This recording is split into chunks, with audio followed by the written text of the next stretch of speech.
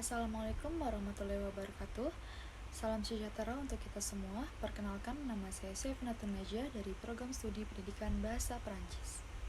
Dalam kesempatan ini, saya akan memaparkan hasil analisis konsistensi rantai penalaran dari 3 skripsi yang relevan dengan rencana riset saya, yaitu pengaruh pembelajaran bahasa Perancis melalui film terhadap kemampuan mendengarkan dan pemahaman budaya mahasiswa.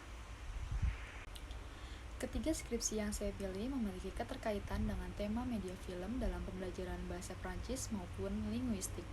Dalam analisis ini, saya menelusuri 3 tahapan rantai penalaran, yaitu yang pertama ada latar belakang, lalu rumusan masalah, lalu tujuan. Yang kedua ada teori, lalu metodologi, lalu temuan. Yang ketiga ada temuan, lalu pembahasan, dan kesimpulan.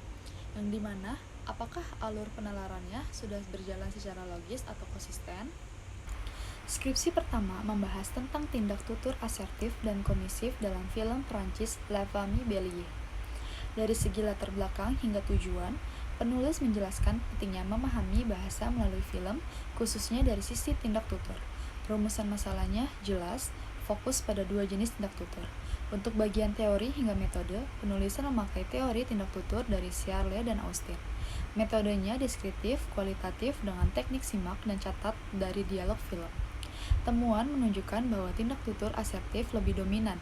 Lalu, temuan hingga kesimpulan, penulis berhasil menghubungkan data dengan teori dan kesimpulannya sesuai, yaitu bahwa film tersebut banyak menggunakan asertif untuk menyampaikan pesan. Skripsi kedua meneliti tentang fenomena ahli kode dalam film bilingual Bon Cop Bad Cop. Dari latar belakang ketujuan, penulis menjelaskan bahwa ahli kode menjadi fenomena umum dalam komunikasi dui bahasa, terutama di media seperti film. Rumusan masalahnya fokus pada jenis ahli kode dan faktor penyebabnya.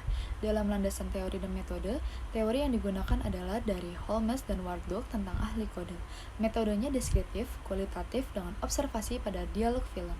Temuan menunjukkan berbagai jenis ahli kode dan memiliki fungsi sosial, seperti memperjelas makna atau menambah nuansa humor.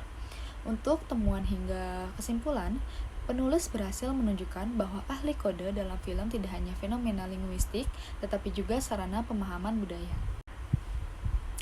Skripsi ketiga membahas tentang efektivitas media film dalam meningkatkan kemampuan menyimak bahasa Prancis. Latar belakangnya adalah rendahnya kemampuan menyimak siswa. Rumusan masalahnya sederhana, yaitu apakah media film efektif atau tidak. Tujuannya untuk mengetahui efektivitas tersebut. Di bagian teori dan metode, penulis menggunakan teori belajar audiolingual dan teori media pembelajaran. Metodenya adalah kuasi eksperimen dengan pretest dan post-test. Hasilnya menunjukkan peningkatan signifikan pada kemampuan menyimak setelah menggunakan media film. Pada bagian temuan sampai kesimpulan, pembahasan difokuskan pada bagaimana film membantu memahami percakapan otentik. Kesimpulannya menyatakan bahwa media film memang efektif untuk meningkatkan keterampilan listening. Dari ketiga skripsi tersebut, dapat saya simpulkan bahwa semuanya memiliki alur penalaran yang konsisten dan logis. Mulai dari latar belakang hingga kesimpulan, analisis ini juga semakin menguat bahwa menggunakan film dalam pembelajaran bahasa tidak hanya meningkatkan keterampilan menyimak, tetapi juga memperkaya pemahaman budaya dan aspek pragmatik. Sekian presentasi dari saya. Terima kasih atas perhatiannya. Wassalamualaikum warahmatullahi wabarakatuh.